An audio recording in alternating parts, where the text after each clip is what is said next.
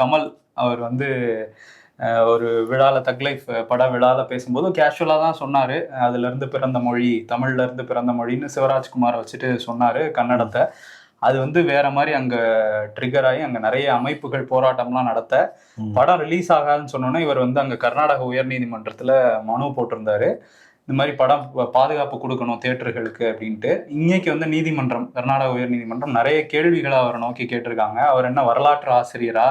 இல்ல மொழியியல் வல்லுனரா? எதுவுமே இல்லாம அவர் எப்படி இப்படி ஒரு கருத்த சொல்றாரு? இது சமூக நல்லிணக்கத்துக்கு பாதிப்பை ஏற்படுத்தியிருக்கு.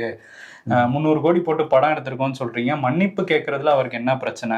அவருக்கு என்ன ஈகோ பிரச்சனைன்லாம் கேள்விகள்லாம் கேட்டிருக்காங்க. தன்மான பிரச்சனைங்க. உங்களுக்கு அது புரியுமான்னு தெரியாது. ஆமா. அவர் வந்து ஒரு கடிதம் எழுதியிருக்காரு.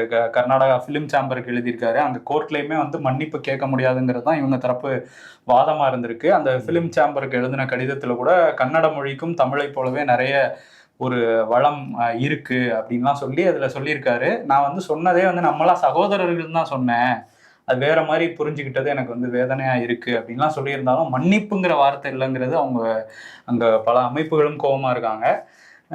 டி.கே. சிவகுமார் வந்து நம்மல்லாம் வந்து நண்பர்கள், எதிரிகள் இல்ல, ஒண்ணா இருக்கலாம். அத அரசியலாக்க வேணாம்னு அவரு சொல்லியிருந்தா கூட, இது வந்து பெரிய அரசியலா அங்க மாறியிருக்கு. படம் ரிலீஸ் ஆகாதுன்னு தான் சொல்றாங்க கர்நாடகால. இப்போ ஒத்தி வச்சிருக்காங்களாம். 1 வாரம் டைம் கேட்டிருக்கதாவும் சொல்றாங்க ராஜ்கமல் ஃபிலிம்ஸ் சார்புல.